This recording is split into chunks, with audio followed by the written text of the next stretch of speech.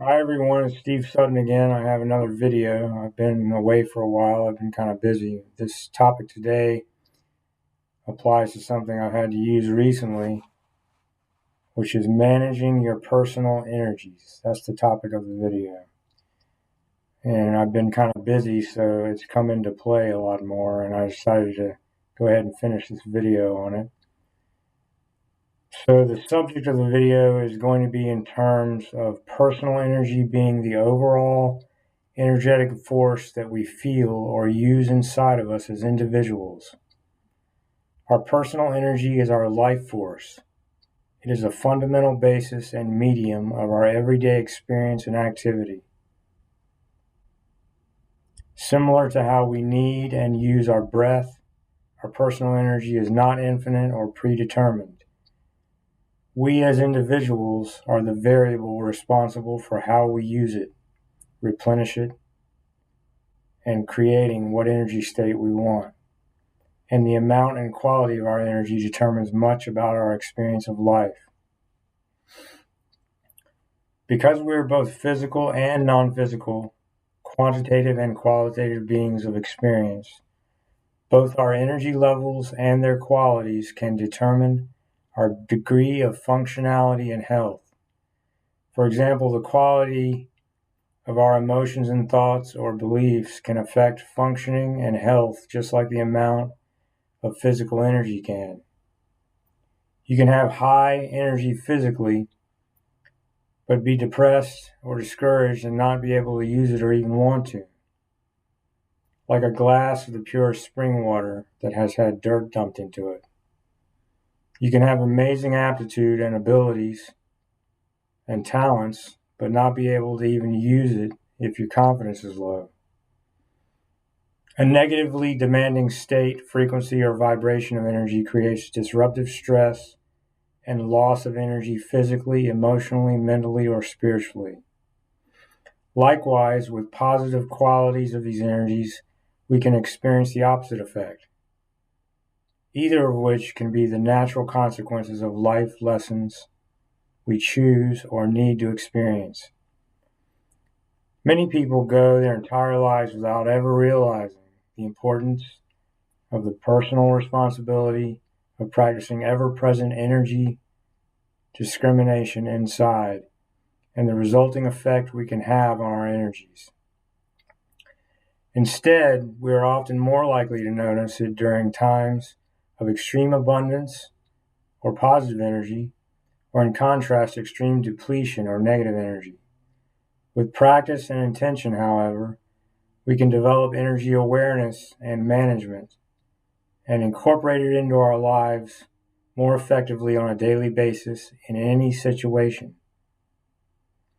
Personal energy refers to the overall energy which can be comprised of physical, emotional, mental, or other states of consciousness and being. Now, we got to ask, why is it important to manage your energy? What difference does it make anyway? Which would you rather have, resilience or weakness, peace or distress, vitality or disease, vigor or exhaustion, clarity or confusion, confidence or doubt, intuition or disconnection and confusion, satisfaction or disappointment, competence or inadequacy, pleasure or pain, success or frustration. All of these experiential dichotomies are just some of the states and consequences of our energy levels and qualities that we might naturally find ourselves working through in the course of life. The more you can control your energy, the more you can control your experience of life. It is an empowering, life-changing lesson and skill. And a lot of it requires learning by personal experience. Our energy interacts with us within, internally, and with our environment externally, which can affect both our mental and physical states and health and our overall well-being. We can gain or accumulate energy or its qualities in various ways. Types of activities we engage in are incidentally what we give our attention to, and where our attention goes, so does our energy. So the saying goes. I think the same also applies with our intentions that work along with our attention, focus. For example, withholding your attention and ceasing your intention about someone or something is generally going to keep your energy from being given to it. The social groups and energies we encounter, as well as our personal relationships with others and their energies, can affect us energetically, positively, or negatively. The natural environment is often a place where we can replenish our energy as a whole. And most people, as soon as they enter these environments, have brighter moods and dispositions. This is particularly noticeable in urban areas and cities where you go into natural areas, and immediately you can observe people go from stressed and frowning to smiling and waving and greeting, and you may even meet special friends in these places or take friends to these places. Some places of nature are more powerful in this way, and others are even revered and frequented for this characteristic, but in general, it is a good way to replenish your energy and consciousness. Negative environments of all types have the opposite effect. There are also biological effects that can help or hurt our energy states. The quality of our medicinals, regular sunlight, food, water, and air, physical condition and exercise, as well as proper rest, and biologically, naturally harmonious lifestyle practices that work with instead of against nature's cycles, avoidance of toxins and pollutants of all types, and much more are all influential on our personal energy. Another way to affect your energy level and quality is through practices of self-care, such as meditation, prayer, or intention, holistic and mind-body practices and therapies, music, energy-enhancing breathwork techniques, therapeutic mental health practices, and processing your internal issues and energies to balance and release unwanted states of energy, then allow natural restoration of needed healthier states and energy levels. It is these self-care practices that are sometimes the most fundamental and reliable and effective ways of managing our energy that we have available to us as human beings. In fact, these practices can create long-term healthy personal changes in energy levels and qualities and our overall self. Naturally, we want to maintain enough quality energy to accomplish what we want and how we want to be inside. However, there are challenges to this. First, we must lose it naturally by using it, or first we just lose it naturally by consequence of using it for daily activities. But there are other ways that it gets depleted, often by our negligence. Many environmental conditions and energies in our modern world appear to increasingly have deleterious and degrading effects on our personal energies. One such way is the generally lowering effect on us by the influence of political, cultural, psychological, educational, economic, and technological forces of modern society upon us. Such forces like this tend to be or come off as attention-seeking, distracting, patronizing, popular, and exalted, authoritative and controlling, addictive, superficially and immediately gratifying, or just simply convenient.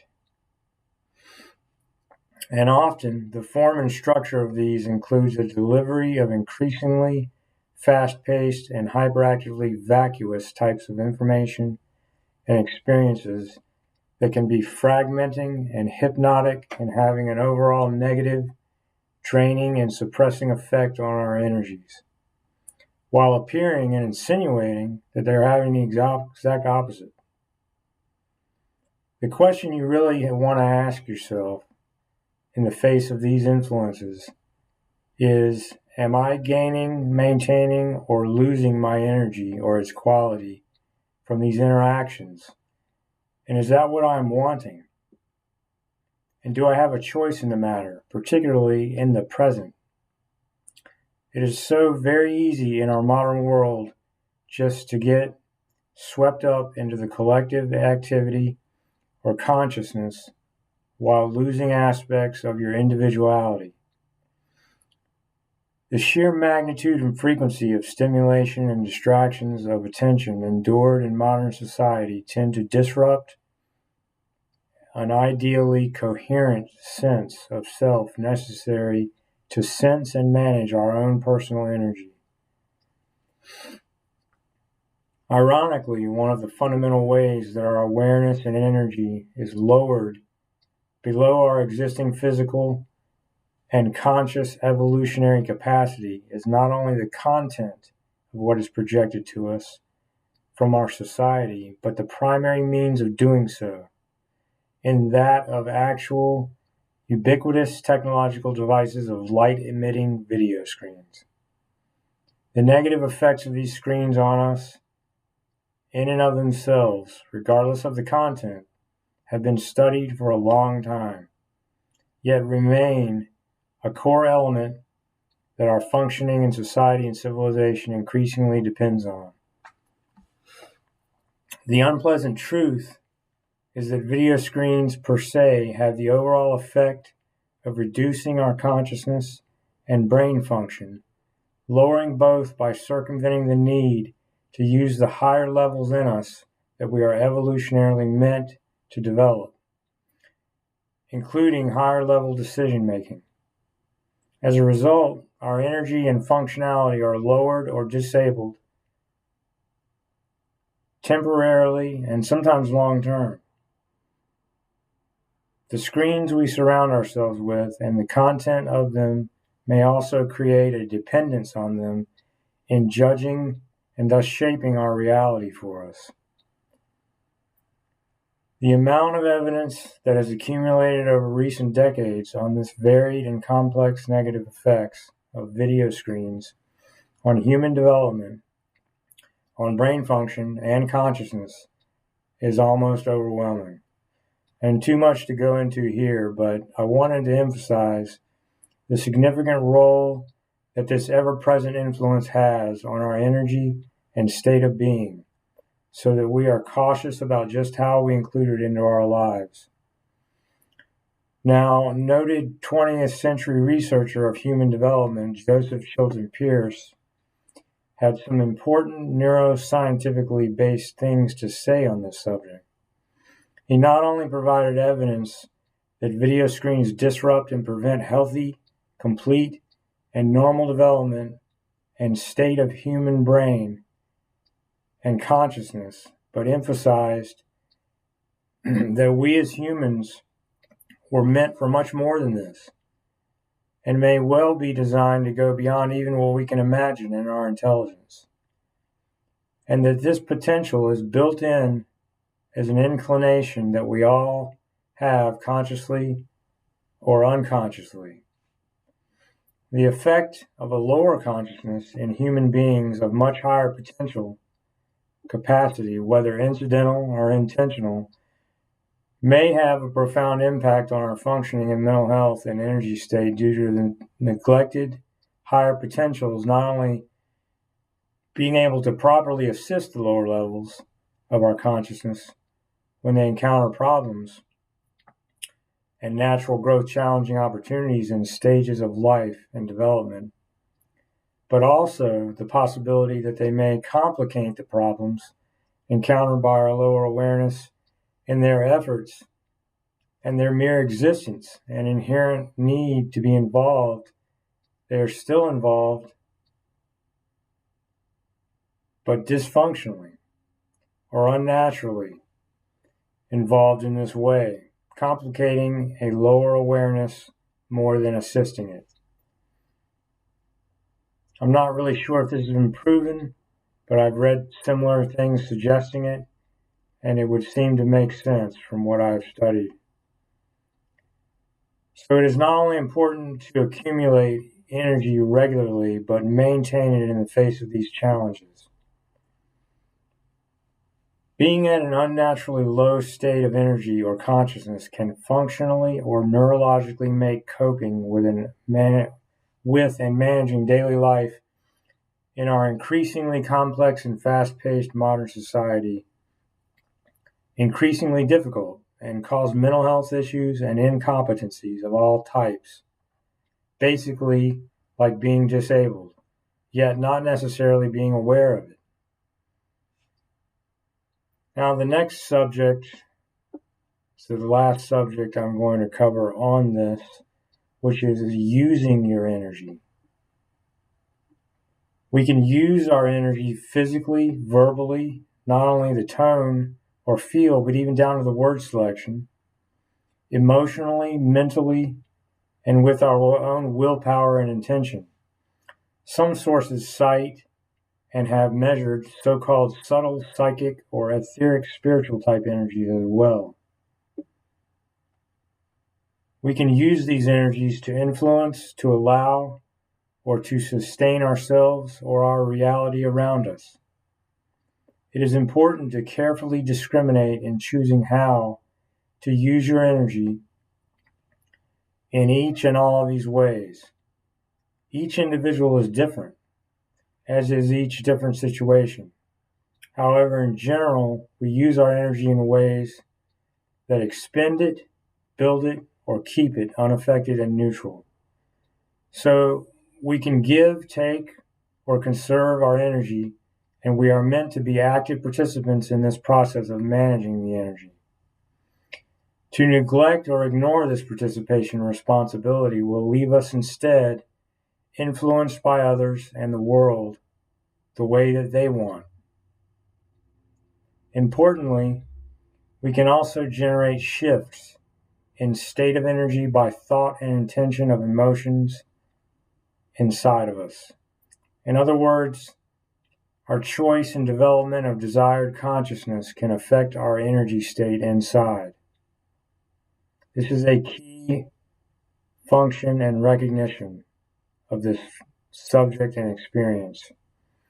Some researchers like the Heart Math Institute, who have researched the heart for about 25 years, I think, identified a special self-generated state of systemic synchronization and synergistic harmonization called heart coherence, where our breathing, brain, heart, and hormonal systems coordinate with each other in harmonious types of rhythms and frequencies, not only positively affecting physical processes, but also our mental and emotional balance and composure due to less mental and emotional stress and more inner security and stability.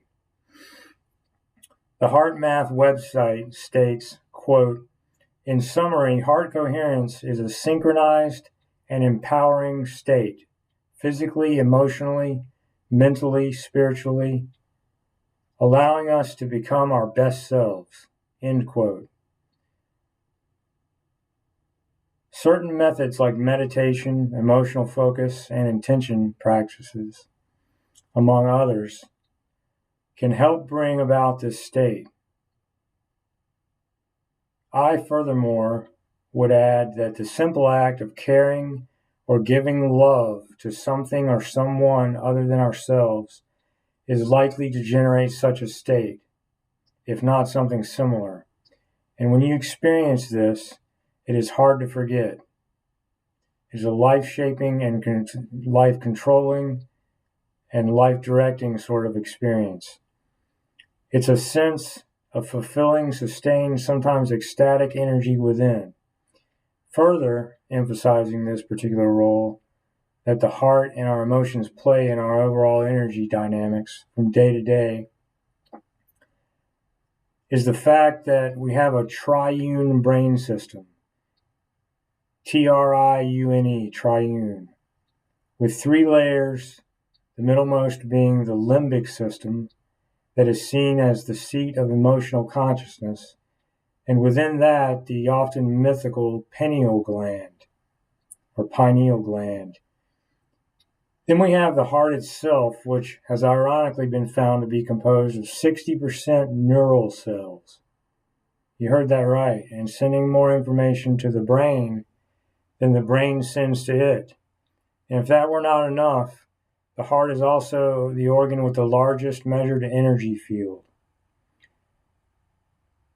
The heart math studies show that this powerful electromagnetic field can be detected and measured several feet away from a person's body and between two individuals in close proximity. I'm going to read that again. Studies from HeartMath show this powerful electromagnetic field can be detected and measured several feet away from a person's body and between two individuals in close proximity. Also from the site, they say, quote, when people touch or are in proximity, a transference of the electromagnetic energy produced by the heart occurs, end quote. Of course, this is not only having profound implications for metaphysical, spiritual, and various historical, traditional, and cross-cultural types of therapeutic touch, of types of healing, based on the idea of an exchange of energy, but also for the potential role played by our personal and collective energies in our everyday reality. The controversial but fascinating experiments by Masaru Emoto in the past decade, I think, may further indicate how human intentions and emotions can affect our material world reality, by how it showed how the quality of intentions and feelings and even words may affect the quality of water down to the molecular structure of that water when examined. So our hearts and emotional self and emotional energy states may be a primary way that we sense the status of our energy state and levels at any given time, as well as a primary guiding source of information upon which we base our decisions on. Given that we stay connected to our hearts through our self-growth and development, not only can each type of energy inside of us affect others on a similar level, but like the physics of quantum mechanics, our overall energy and quality may act as a medium that affects our physical reality more or less as well. Also, the overall collective energy of the moment in interactions with ourselves, others, and the world can be sensed by assessing our own energy responses like an antenna. And we can use our energy to sense how to interpret and interact with groups of others. In doing so, we can not only determine what we want our relationship to this group to be, but also increase the intelligence of humanity, in my opinion. In my observations over the years, it appears that one of the greatest challenges to humanity is to increase or even maintain our intelligence when we gather or organize in groups. There is just something about this context that makes it difficult for individuals not to allow their consciousness and intelligence to fall to a much lower level than they normally would have as individuals. And I think this has been the core of many of our problems in history, of our civilization, And furthermore, that we were meant to be just the opposite, to actually increase our individual intelligence collectively by managing it individually when we are in groups interacting with others. It's almost like we, not always, but often become disabled when we organize in groups or in group interactions and their energies. When we can finally master this social development obstacle, I feel we will rapidly evolve. And I think that learning how to manage our individual energy is the key by maximizing the quality of our energy and consciousness while in these situations, particularly by emphasizing heart-centered energy while managing fear and envy in relation to the group. To see ourselves as both individual and social beings, simultaneously with immediacy. Sometimes our energies get repressed or trapped and stored into parts of our bodies because they were too difficult to process, such as traumas, etc., and the way that we use our energy in our relationship to our own self-growth and self-help practices, including honest self-acceptance, can determine how well we release them so that we can move on and heal, and they won't affect us in debilitating ways. This is an issue that affects many people today, and it is important for us to regularly and thoroughly process our experiences in order to maintain a clear flow of energy throughout our bodies and reduce emotional repression and blocks in order to stay physically and mentally healthy and optimize function and intelligence. Developing and using good boundaries, energy awareness, and energy discretion, both internally and externally, and in our behavior, can also help safeguard energy and prevent squandering it impulsively with nothing you really desire to show for it. Good boundaries and self-awareness can also help to conserve or minimize the use of energy when doing something we want that requires expenditure. So in other words, you can be more effectively productive or help others, for example. This requires consciously noticing and choosing your state of being and energy use in the present so that it becomes an ever-present prioritized choice and activity versus ignoring it and allowing the world and others and even your own self to waste it. We can actively maintain boundaries when they are challenged by draining people or environments or activities, by the choice of our thoughts and the state of our feelings that we have and maintain, particularly the thoughts and feelings of self-love, self-preservation, self-acceptance, and self-confidence over the infringing or imposing demands that you disagree with going on around you. In this way, it is a good balance and interplay of self versus others in the world, in this reality. And it is up to each individual person and situation as to what they choose or need in this regard. But the point I want to stress is that our energies are the crux of what happens within us, to us, around us, in our day-to-day lives. They are invisible primary forces that determine what happens inside of us and outside of us. And so we have the power, indeed the responsibility, to ourselves to manage our energy as well as prevent unwanted and unnecessary loss of it or impact on it. Regular management of your personal energy will also help you maintain and develop healthier and more defined sense of self in the face of all of the modern forces that challenge that. If you do not do these practices in the present, it is less possible to manage it effectively. It's a very present-focused experience and activity. The present is really the truest source of reality as well as energy and energy quality. So I encourage you to start practicing being in the present more with your energy, mentally, emotionally, and physically, in these ways, so that you can gain more command of what you want to experience and how you want to be in your life and pursue your potential with more ability and less regret. Wherever you go, wherever you are your energy state.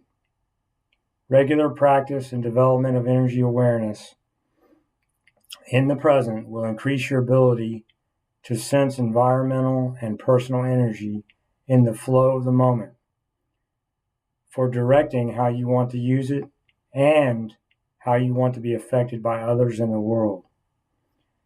So, monitoring your personal energy regularly and changing it when wanted is a choice, which many do not know that they even have. Whatever you choose to do with your time affects your energy outside of you and inside of you. So make the choice carefully, moment to moment, of where you want to be and how you want to be, because that is the energy that you will be and the energy that you will help create in the world. If you are giving energy in a codependent sort of way based on need, it is hard to regain, and you end up with a net loss, often more than you want. However, if you are giving energy in a way that evokes love within you, that you can feel, that is an example of how you can give energy to rejuvenatingly create energy and higher quality of energy within yourself. So if you're doing something that loses energy, you must ask yourself, is this what I want? Do I have to give this much? Do I have to give any at all? What is my choice and what is the effect of it? I want to close this video with a fascinating quote from the Gnostic Gospels, supposedly attributed to Jesus, that seems to have a sort of relevance to what I discussed here in this video today. And it goes something like this, if I can remember. If you bring forth what is within you, what you bring forth will save you. If you do not bring forth what is within you, what you do not bring forth will destroy you. I want to thank you all for watching. I hope this was helpful. And I've included some links at the bottom of the video for some of the sources. Thanks for coming. I'll talk to you next time with another video. Bye now.